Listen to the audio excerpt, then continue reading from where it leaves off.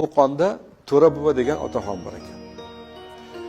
Yoshlari 90 dan oshgan ekan, shu odamning duosini olib beraylik sizga deb olib borishdi. Haligi odamning samimiyatiga yaxshi ko'rib qoldim. Avval siz ko'zlangansiz, ozgina dam solib qo'ysin degani uchun ham haligi ixlos qilmadim-da, yo'q, dam soldirgani bormayman deb. Lekin borganimdan keyin dam solishidan ko'ra duosi menga juda yoqib qoldi.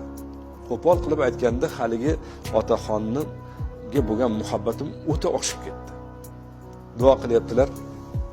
Ya Rabbi, ya Karim, ya Hannan, ya Mannan, ismlaringdan o'rgilay seni. Buyugim mana. Men seni qulig'man. Duo qilyapman senga. Mana odamlarni qaragin. Yoshi ulug' shu odamning duosi o'tadi deb umid bilan kelibdi-da.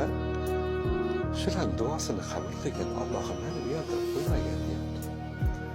Haligi odamning qulligiga muhabbatim oshdi. Mana shu o'shan uchun ham odamdan duo olgani kelishsa kerak deyapman-da. Xuddi Allohni ko'rib turgandek u kishini duo qilayotganida siz Allohni his qilyapsiz.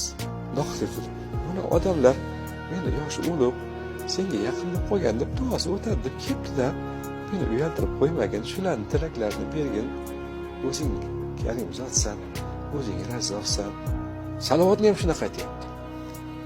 Men deydi, turib oxirat kunida shafoatchim bo'lgan, go'zallarning eng go'zali bo'lgan, chiroylilarning eng chiroyligi, olimlarning olimi bo'lgan payg'ambar sallallohu alayhi vasallamga ko'p salomlar bo'lsin deyapti.